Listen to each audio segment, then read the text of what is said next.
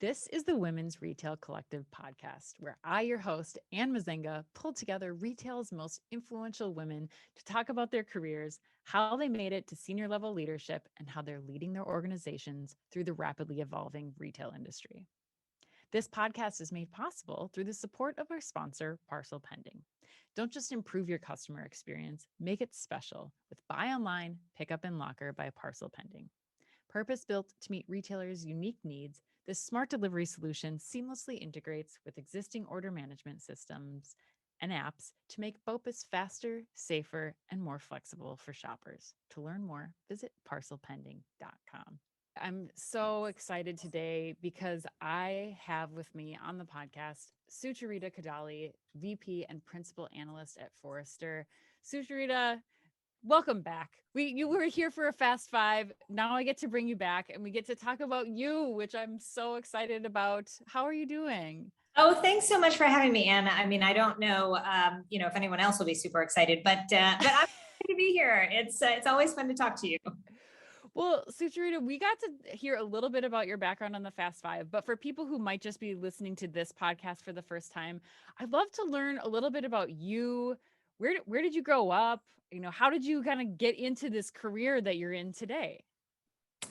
Yeah, so I grew up in West Virginia, of all places. Okay. Whenever people are like, say something interesting about yourself, I can just say I grew up in West Virginia, and that seems to throw people for a loop. So I grew up in a little town called Fairmont, which I until I lived in Charlotte was the place where I lived the longest. Okay. Did all of my schooling there. It's in the middle of nowhere. It's like the closest big city is Pittsburgh, which is 2 hours away. And it was a coal mining town. And we, of course, know what happened to the coal mining industry. So by the time I left for college, it was, the population, I think, was like less than 20,000 people. Wow. So that was the town, that was where I grew up. So what did you do? Like, what do you do for fun outside of watching MTV? What do you do for fun as a kid in West Virginia? One thing that I did do, and it probably consumed more of my time than like a lot of other young people who are, my age, is I had a lot of pen pals. You remember, like, there were pen organizations that would connect you.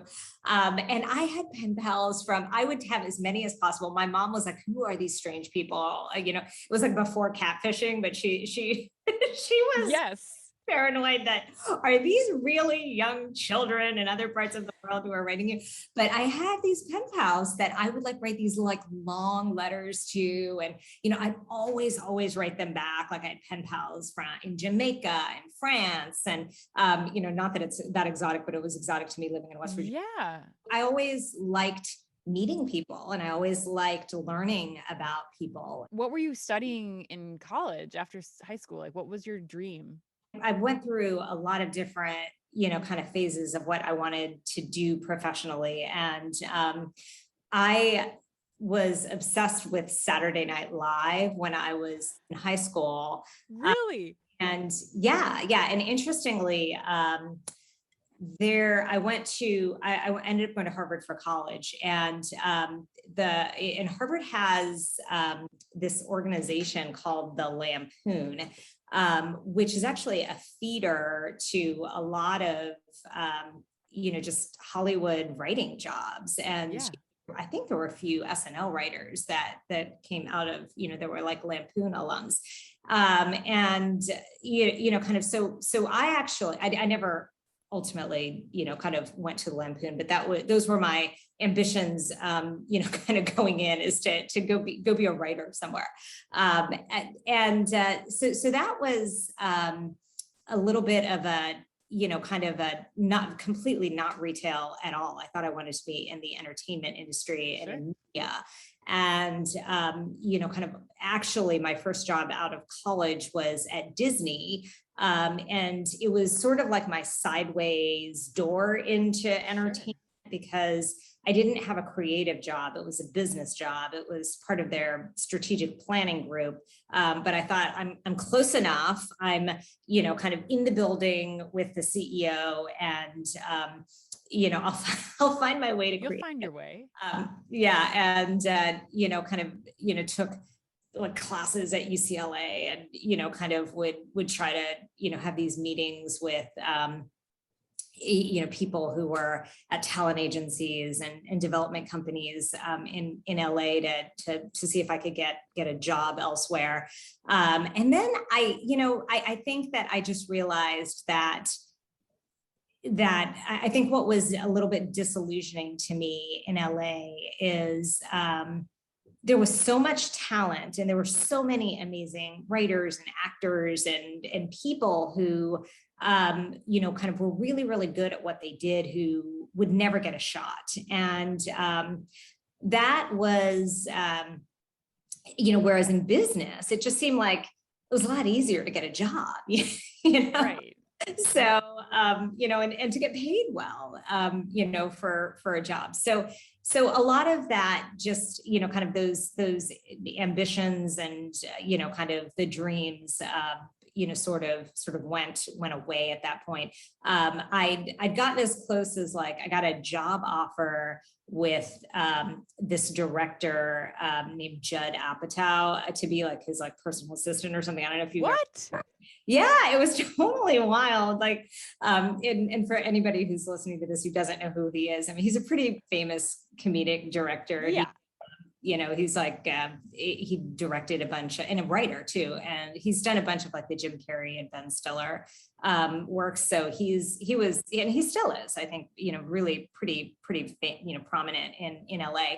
And life could have taken a very different direction had I gone in that direction, but I didn't. I decided to go, travel the world for 6 months, and then, kind of in the middle of that trip, I got an email from an old boss at Disney, who basically said that she'd raised money to start this startup, and that kind of took me. It was an e-commerce startup, and it took me in a completely different direction into the world of internet and retail, which was just beginning at that point in time. So was that your first like retail job, would you say, Sucharita? The first true bona fide retail job was at this startup that was called Baby Style. And I think we expand the name shifted to East, more of a parent company name, because the idea was to have different styles, Sure. with it. And so what did you think of that? Like, you were getting in right on the ground floor when e-commerce is kicking off. I mean, did you loved every minute of it? Was it crazy? Like, how did that kind of spur and kind of get you into the roles that you went in after that? That company, the CEO raised at that time $100 million, which I would say, even by today's standards, is not a trivial amount of money. No. It was just a super, super interesting environment. We had Cindy Crawford as our spokesperson. Oh, wow. So yeah, that was fascinating. So you learned how to do like celebrity negotiations, e-commerce, and a startup all within one job, it sounds like. Yeah. It was such an interesting learning experience. And it was business school before business school for me. So I learned a lot about, kind of business, launching a new business, a nitty gritty, wearing lots of different hats. And I learned about retail too. Talk about your role now at Forrester. Tell me a little bit about what you're doing there. And I want to kind of dig into, your approach to how you're doing your research and the kind of analysis that you put together. I happened to be a client of Forrester's at the time, and the retail analyst position came open. And, the person who was in it was moving on to another role. She actually was promoted, so was backfilling her position. And, I applied because I was like, I think I would rather do that job. It seems more independent. I like writing. There are not a ton of people who know who know the internet and know e-commerce right now, at the time. So, why not me? So I applied, and I love it. It's been the job that I've been in longer than any other job that I've had. And it is a lot of different hats. It's a little bit of consulting. It's a little bit of journalism. It's a little bit of academia. So it's a lot of fun jobs all in one. I can only imagine. I'm curious, Sucharita, how you think about your approach to kind of staying well-rounded, as a non-researcher, non-analyst person. Like, how do you think that people working for some of these big companies, working for some of these startups, how would you say that they should be thinking about things as they approach their research of the retail industry, or like who to follow or how to analyze kind of these reports? Well, definitely following people like you, Anne. That's a huge part of, I think that, kind of the more, kind of experts and sources that you can ingest information from is crucial. I think that, just putting a layer of skepticism on anything that you see or hear is important. One of my sources is often like the Amazon Day One blog, which, kind of usually has a lot of, kind of insights and announcements from the company. But, you don't read it and believe everything they say. It's sort of Pravda in the Soviet Union. You've got to approach it knowing that it's propaganda. In my line of work, which is often about emerging technologies, certainly announcements on funding and new companies are always of interest. But at the same time, I tend to be, I think that venture capitalists are essentially, used car salesmen. And you have to be really skeptical about what comes out of their mouth. But, it's always useful to know what they're investing in, because it's important to know what's out there. And kind of really do your homework on, what does consumer data say, or what does retailer data say about the usage or the adoption or the utility of different technologies? But you always have to ask yourself, like, why are people saying what they are saying? What's in it for them? Because in general, most businesses thrive the most when they keep their mouths shut, not when they are out there spilling their trade secrets. Well, Sucharita, it's very clear why we see your name, I think, referenced, because I think you do a really good job. It's one of the many reasons why I wanted to have you on this show, is just, I think people are so familiar with seeing you as the expert that they go to as they're trying to, figure out who to follow, the why question to ask in this industry. Is there anything else that comes to your mind when you think about things that people in the retail industry should be paying attention to, but they're not? I see the future of retail. The shift that's happening now is that we've been talking about the shakeout in physical stores for a long time. But at the same time, we know consumers love brands. And we've been seeing a little bit of this in like luxury.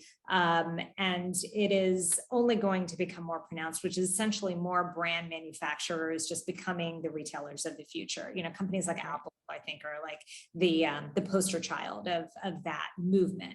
And we'll just see more and more of that in the years to come. And some of these companies, it may not make sense for them to have storefronts like consumer packaged goods companies, but the internet is actually, in an e-commerce site is actually the perfect place for them to set up shop. And so there is that shift that is happening and will continue to happen, and will be where shoppers purchase in the future. But brands are not necessarily well set up and, to take advantage of that.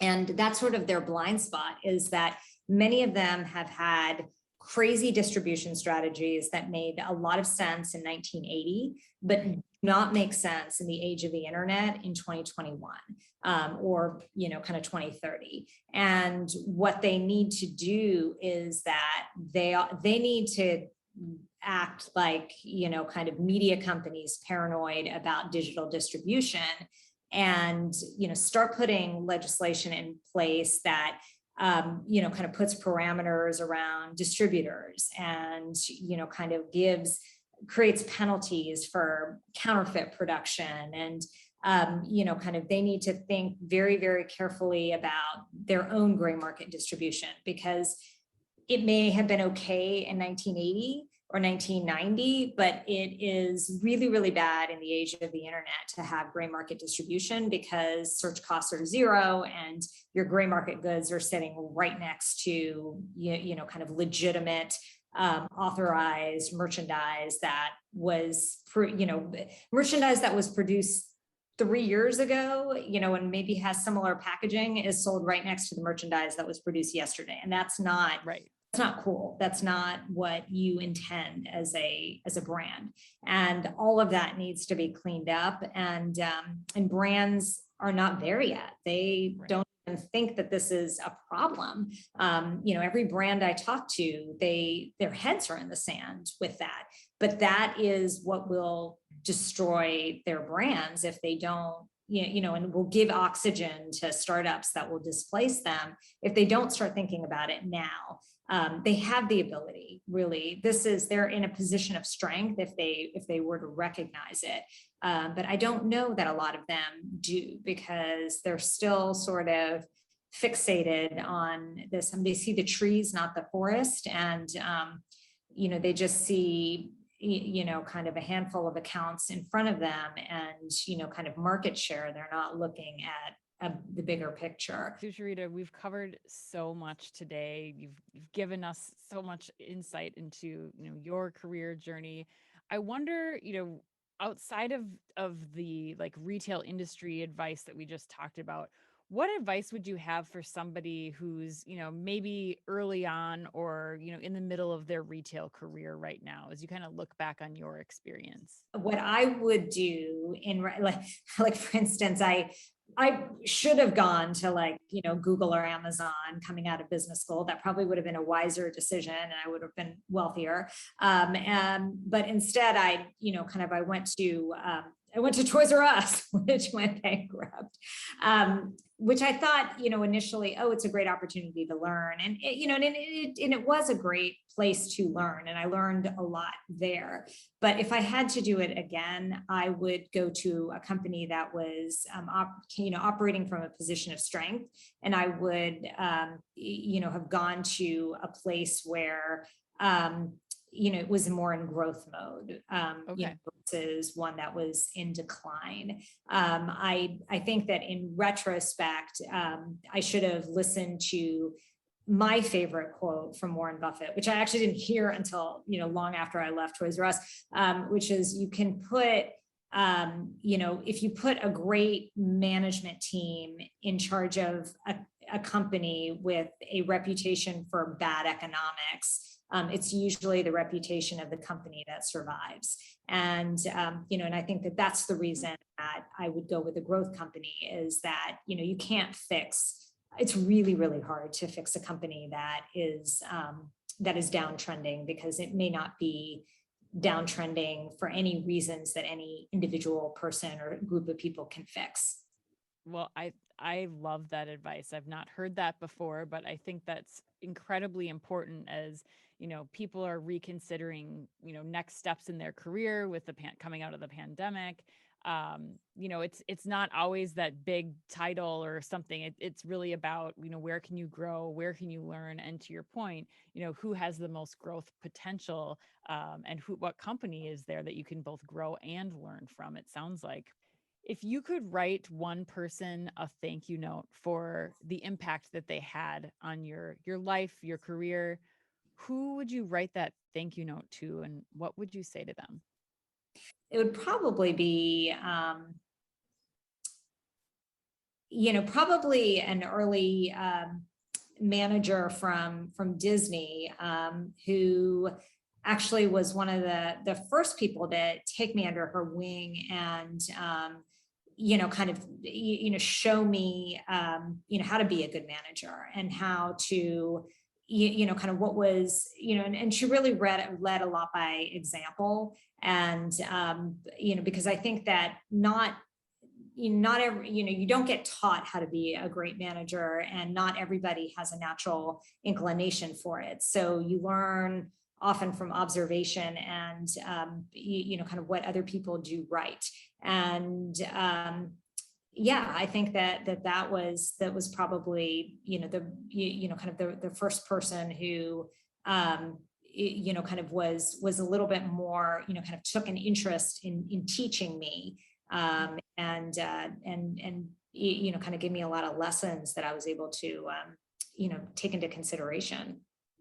Yeah, I'm very glad that you had that mentor, because I can say on behalf of a lot of people listening, myself included, we really look up to the leader that you are in the retail industry today. And I'm so thankful that you were able to spend some time with us today to share that story. So with that, I would like to thank Sucharita Kodali, VP and Principal Analyst at Forrester, for joining us on the Women's Retail Collective today. Thank you so much, Sucharita.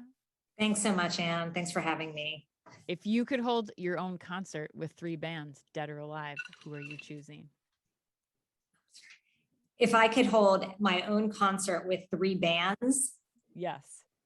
Oh my God. You asked me this question, like, I'm so not even like really a music person. All right. So I'm going to have to think, who are my favorites? So U2 for sure. Love it. I'm such a child of the 80s, right? Can I also say, because I am a child of the 80s, well, I guess it'd be like 70s and 80s, Journey. The Steve Perry doesn't sing anymore. I know it's like, imposters now. And that's okay. You can bring Journey back as they existed in the 70s. That's okay. It's your concert.